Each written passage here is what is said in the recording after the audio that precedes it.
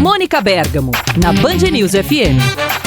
Oferecimento Grupo Souza Lima, eficiência em segurança e serviços. E United Airlines, conectando pessoas, unindo o mundo.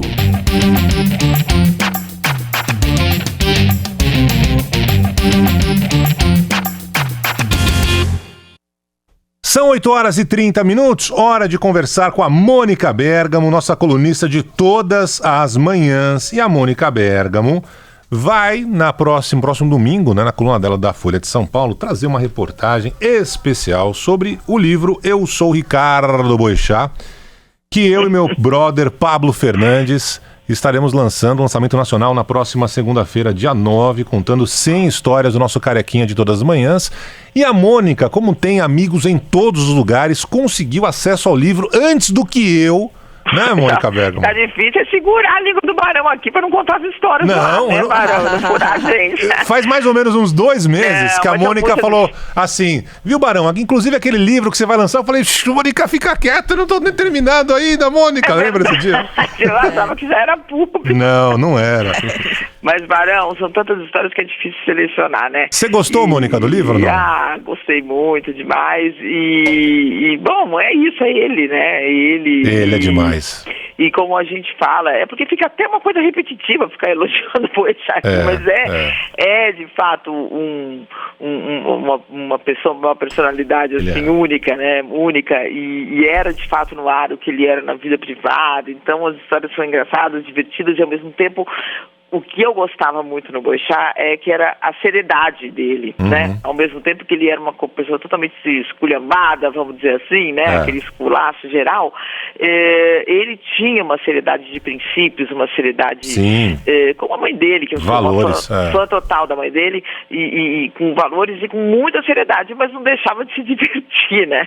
Eu me recordo uma vez que eu fui pra França fazer uma matéria com o Paulo Coelho e que foi a melhor, numa boa, na minha opinião, a melhor coluna foi essa história do Paulo Coelho quando ele abriu ali as coisas do Raul. Foi um negócio maravilhoso, né? E aí eu tava lá e o Fernando Moraes estava fazendo o livro dele, tava lá também, e a gente foi, passou a Réveillon com o Paulo Coelho no sul da França, uma situação tão inusitada, e ele falou, a gente trabalha pra burro. Óbvio que todo mundo no mundo acha que ganha mal, né? Mas a gente se diverte muito. Então eu acho que o Boechat fazia as coisas se divertindo, mas com muita seriedade. Sem dúvida, sem dúvida. Isso era uma coisa que era a minha maior admiração por ele mesmo. A Mônica vai furar algumas histórias do livro na coluna do próximo domingo, mas lançamento nacional na próxima segunda-feira, o livro Eu Sou Ricardo Boechat, homenagem que a gente fez aqui ao nosso carequinha, com mais de 100 histórias, algumas que foram contadas no ar, inclusive. A gente vai ter noite de autógrafos em São Paulo, na Alameda Lorena, na Livraria da Vila, e no Rio de Janeiro, na Livraria Travessa, no Shopping Leblon, na quarta-feira, tá?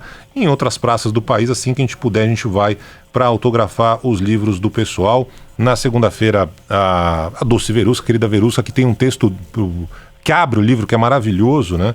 E deixa eu mandar um beijo para Mercedes, porque a Mercedes estava descansando no Uruguai, numa praia deserta, uma delícia. Ela falou assim, Barão, cancelei minhas férias, estou voltando para participar do lançamento do livro na quarta-feira do Rio.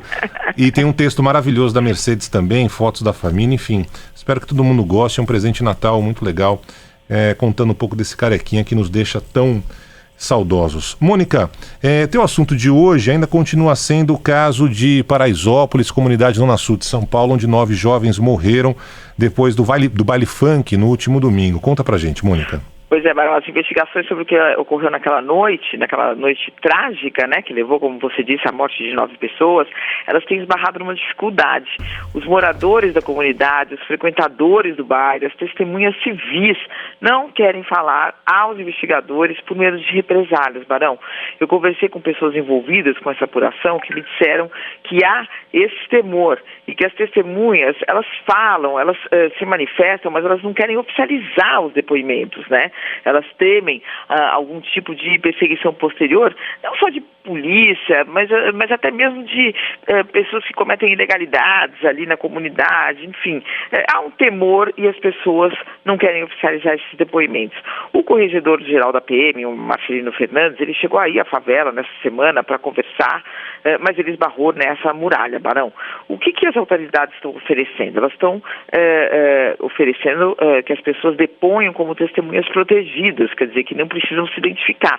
Você vai lá, fala tudo que você viu, a autoridade sabe quem você é, sabe que você tem condições de dar aquele testemunho, mas você não precisa deixar o seu nome lá, oficializado no inquérito. Há, por exemplo, também, Barão, muitos vídeos que já foram tornados públicos sobre o que ocorreu naquela noite trágica, né?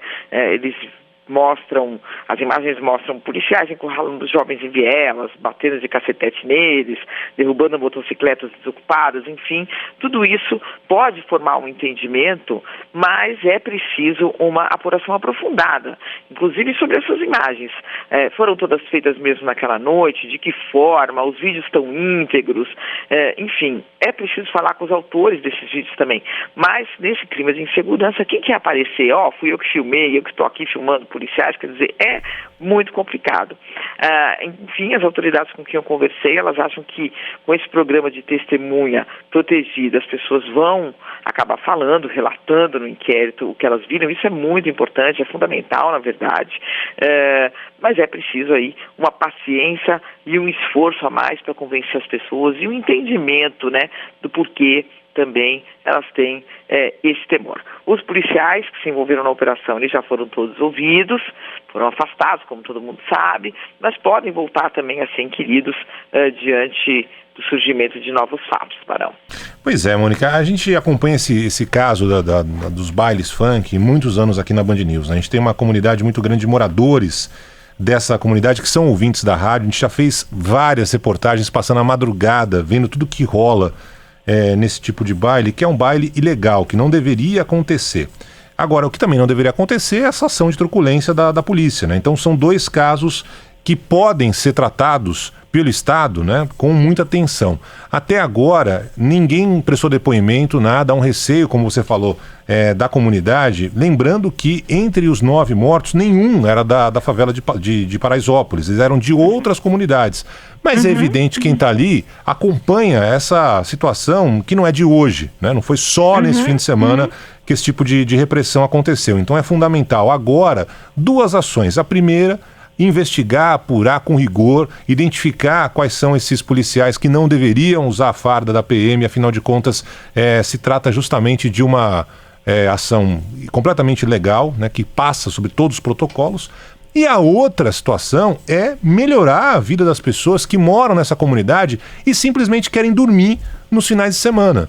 Afinal de contas, é uma ação que deveria ser organizada, que tem ali uma grana rolando impressionante, né? Afinal de contas, são milhares e milhares de jovens que todo final de semana vão lá participar desses bailes, mas que incomodam demais simplesmente o cidadão que mora ali e quer descansar, ou não quer ouvir aquele tipo de música. A única coisa que eu acho que é super legítimo isso, porque eu vivi isso, mas são 2 assuntos que tem que ser. Eu tenho visto manifestação de pessoas, até de moradores, mas assim, eu morava ali em Pinheiros, a minha irmã mora ali até hoje, e perto da Vila Madalena, era um lugar bucólico, lindo, maravilhoso, casinhas, e de repente começou a virar um lugar de balada, né, noturno e tudo. E eu lembro de que uma vez uma casa noturna, a minha irmã foi lá, invadiu, gritou, fez escândalo, chamava o CIL e falava que ia quebrar tudo. Aí eles colocaram ali um isolamento acústico, e eu nem lembro mais o nome da casa noturna, nem existe mais. E você vai na Vila Madalena, é aquela muvuca no meio da rua, as pessoas nem ficam mais dentro dos bares, ficam fora bebendo, aquela barulheira. Tem regras, tem que ser cumpridas as regras. É fato isso, porque é um inferno morar perto de um lugar assim barulhento, ainda mais quando é ilegal. Sim, né? Quer dizer, claro, o bar tá ali autorizado, mas depois das 10 tem que parar o ruído, depois das 11, eu nem sei a hora exata. Mas daí é você achar que tá correto, a polícia chegar lá barbarizando. Não, são coisas diferentes. Entendeu? É isso, uma coisa não vai absolver a outra, né? Então, quer dizer, nem a atuação aparentemente, segundo ali o ouvidor, segundo outras autoridades aparentemente desastrosas da polícia, ela não vai absolver o baile, nem o baile vai absolver a polícia, quer dizer, Claro. são coisas que têm que ser separadas, né? A polícia tem que seguir as regras e tem que evitar, ela não pode fazer a situação ficar pior do que já está, né? Claro, e são mais de 10 anos desse convívio diário, desse absurdo. E agora chegou na situação terrível, né? Terrível, que não poderia ter sido evitada lá atrás. Se organizasse tudo, lá atrás o samba era considerado algo ilegal, o rock no passado foi considerado algo ilegal. Se há essa demanda tão grande por esses bailes, que sejam organizados e que as pessoas desfrutem dele num ambiente compatível, e não no meio da rua, prejudicando simplesmente a vontade das pessoas de descansarem, dormirem nos finais de semana. Exatamente. Mônica Bergamo, um beijo, Mônica, bom fim de semana. Eu vou ler a matéria no próximo domingo, viu, Mônica? Espero que segunda-feira você me trate bem. Vamos ver, Mônica Bergamo. Um beijo, Mônica. Beijo. Tchau.